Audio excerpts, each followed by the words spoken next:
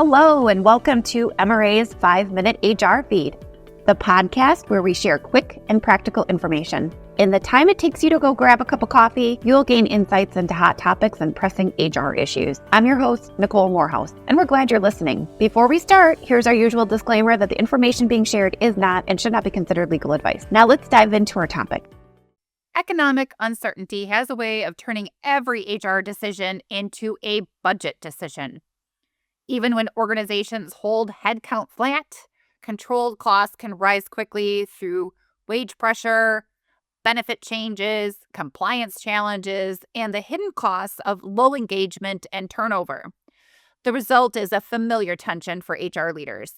Employees still expect competitive pay, flexibility, and growth, while the business is asking HR to protect cash and reduce risk. This podcast is going to break down how the current economy is affecting HR budget items, things like compensation, benefits, recruiting, training, and HR operations. It will hopefully offer some practical insight that you can use to protect your budget without eroding performance or trust. Starting with compensation. Compensation is an operating expense, and managing it can improve a company's bottom line for sure. In a cautious economy, compensation becomes a high-stakes balancing act. HR is facing pressure to keep pay competitive. They're being asked to attract and retain employees, but merit pools are being decreased and opportunities for promotion and/or variable pay programs are being delayed or frozen. This dynamic often produces things like pay compression, lots of inconsistent exceptions, and a growing demand for HR to justify any decision with very clear logic. Some of these things probably sound familiar to you. Merit budgets don't account for market changes for high-demand talent. Managers are demanding retention and equity adjustments. Candidates are countering your offer. Employees are demanding pay practices, transparency, and managers are looking to you for retention solutions because variable pay programs aren't robust. From a benefits perspective, adequate benefits, as we know, are an essential element of an employer's retention strategy. Benefit costs can rise even when headcount and salaries are stable. External benchmarks underscore why this item is drawing attention this year. Mercer, for example, reported that U.S. employers should expect a total health and benefit costs increase to rise about 6.5% on average this year. And Aon projected almost 10% for 2026, an astonishing alarming $17,000 per employee. In practice, that means that HR is often asked to, quote unquote, hold the line on benefits. But meanwhile, employees feel financially unstable and strained, and they're seeking richer coverage. Some of these things probably sound familiar to you. With pay growth stalled, raising employee contributions, and making significant plan changes is impacting employee satisfaction and retention. Utilization of benefits is rising. Employees are more frequently using the more expensive benefits like specialty drugs, and compliance with new rules and regulations is creating operational hurdles and costs. Moving on to talent acquisition. When organizations slow or suspend hiring because of economic conditions, recruiting spending can still spike, especially in critical roles. Hard-to-fill positions might require things like premium pay, sign-on bonuses, relocation support, or maybe even agency or recruiting fees. At the same time, you have lean recruiting teams, and they're facing a higher workload as a result of running lean. And so things like longer time to fill and productivity gaps are surfacing. And those don't show up as maybe HR spend, but they absolutely show up in your business's performance. Training budgets, as we all know, they're often one of the first things to be looked at in an economic downturn. This is sometimes ends up in resulting in skill gaps, weak frontline management, and stalled career growth, which can contribute to retention issues later. In other words, L&D cuts can save you money in the short term, but may increase turnover, contribute to increased things like safety incidents. Maybe you're going to have quality issues. Or they may create things like leadership bottlenecks or bad decisions by leaders. Again, with that frontline management perspective. And so the long-term costs of making cuts on the L&D side can have a huge impact. In a cautious economy, every decision that HR makes is questioned. So every renewal, every contract, every policy decision, things like HRIS add-ons, use of recruiting tools, engagement platforms, outsourcing support, all those things, maybe they're not fully understood as a significant operational efficiency that's actually capable and probably is saving your organization money.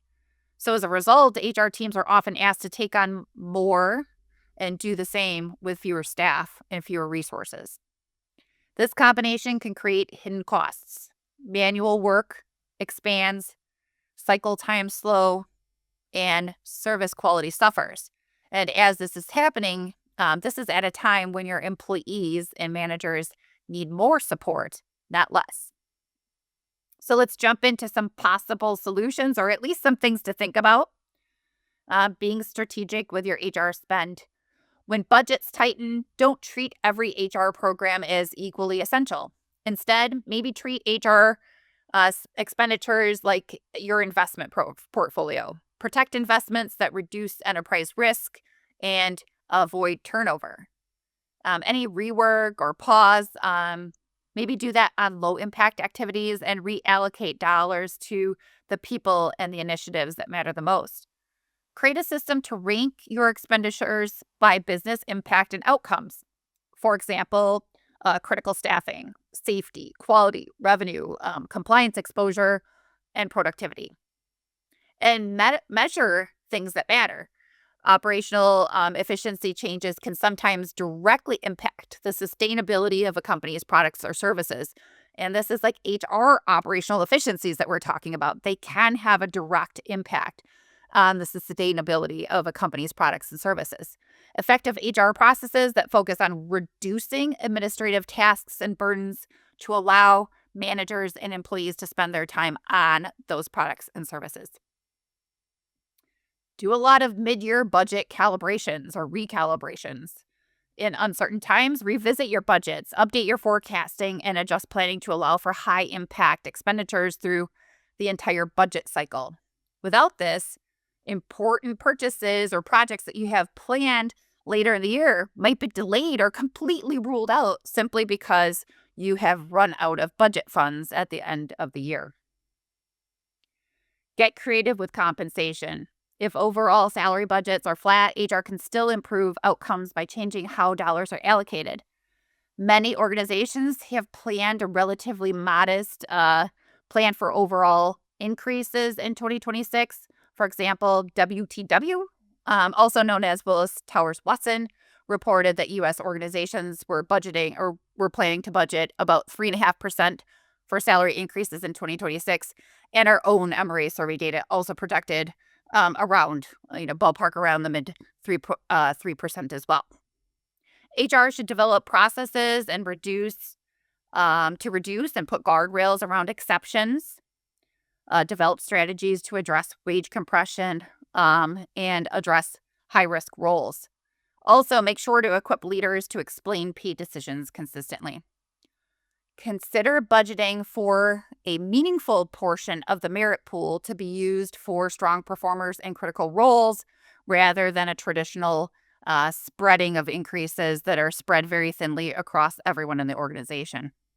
When cash is constrained, highlight all of the other amazing benefits of employment, things such as flexibility, work-life support initiatives, your recognition programs, and anything that you do for learning and development. And be sure to bank on the benefits that you do offer. When benefit spending is rising, the goal is to manage costs without creating a morale problem. Creating solutions that combine smarter plan design, better navigation for the employees, and addressing vendor management, those will help you improve the experience even when costs need to be controlled. 2026 is a suitable time to look at your vendor relationships, consider all financial short-term and long-term implications. HR teams with support from vendor and broker partners can collaborate on a communication strategy that aligns the company's commitment to offering a competitive benefits package while also encouraging good consumer habits. Be sure to tap on talent acquisition. In these budget-constrained periods, recruiting teams win by being faster, sharper, more consistent, efficient. Focus on process improvements, such as removing friction, improving quality, and preventing rework.